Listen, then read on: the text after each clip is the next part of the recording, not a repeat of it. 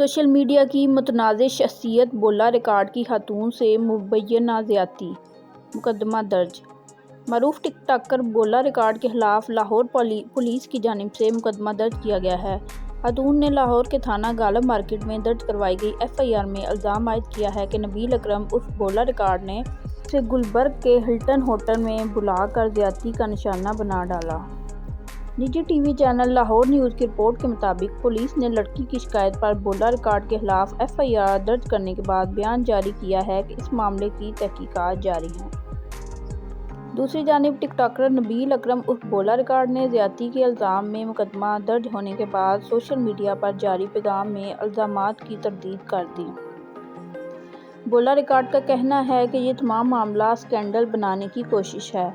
F I R درج کروانے والی خاتون نامی گرامی بندوں کو بلیک میل کرتی ہے۔ اس عورت نے پہلے شیر رشید اور مفتی قوی کے خلاف بھی سکینڈل بنایا تھا۔